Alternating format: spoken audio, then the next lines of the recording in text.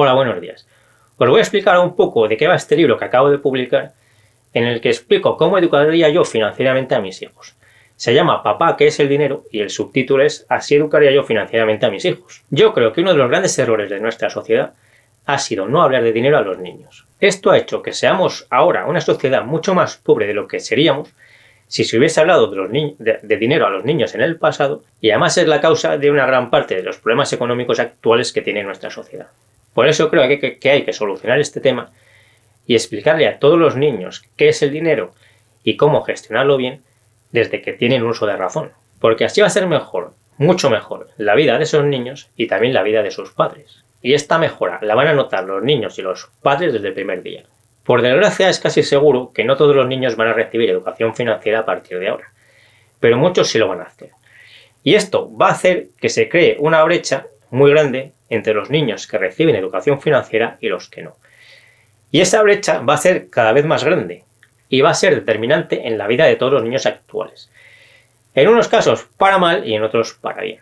Cuanto menos niños queden descolgados de la sociedad del futuro por no recibir esa educación financiera, pues mejor nos va a ir a todos. En mi opinión, el objetivo no debe ser que los niños sepan lo mínimo para apañarse con esto del dinero, sino que se conviertan en un factor determinante y transformador de nuestra sociedad, porque ellos son la sociedad del futuro. Y cuanto antes tengan las ideas y los conocimientos correctos, antes y mejor podrán construir esa sociedad del futuro en la que vamos a vivir todos, los niños y los mayores. A veces se tarda el mismo tiempo o incluso menos en dar 10 pasos grandes que uno pequeño. Y la diferencia que supone en nuestras vidas hacer una cosa o la otra es enorme.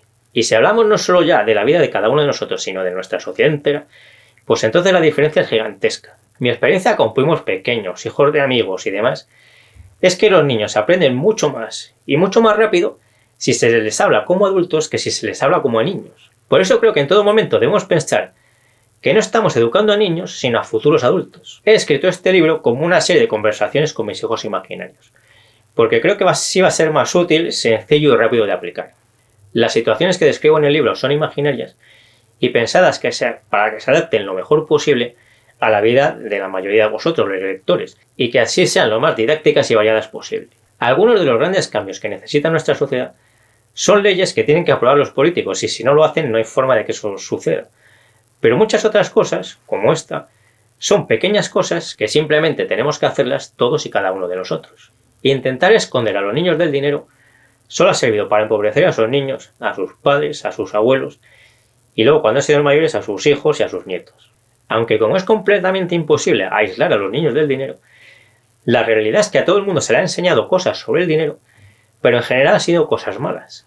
Por ejemplo, muchos niños han aprendido que la forma de conseguir dinero es darle la tabarra a sus padres hasta que se cansen de ellos, ya no les aguanten más y les den ese dinero. Esto también es aprender cosas sobre el dinero.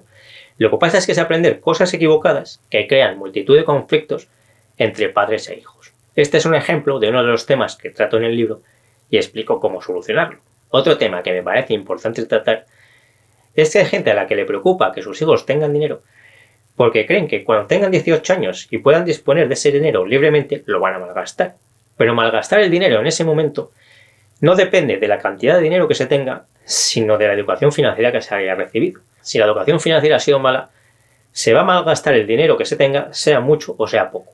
Por eso todos los consejos que doy en este libro están dirigidos no solo a los niños mientras sean niños, sino también para cuando se conviertan en adultos. Como os digo, haber intentado aislar a los niños del dinero creo que ha sido uno de los peores errores en nuestra sociedad y de los que peores consecuencias ha tenido. Espero que dentro de poco vivamos en una sociedad mucho mejor de la que tenemos hoy en día, en la que el dinero deje de ser un problema para la inmensa mayoría de la población y todo sea mucho más sencillo y mucho más fácil de lo que es ahora. A la vez que todos tenemos no solo más dinero, sino también más tiempo libre, más salud, mejor humor, más tranquilidad, más calidad de vida y todas las cosas buenas que os puedan ocurrir. Este libro es para que lo leáis los padres y lo apliquéis con vuestros hijos desde que tengan uso de razón.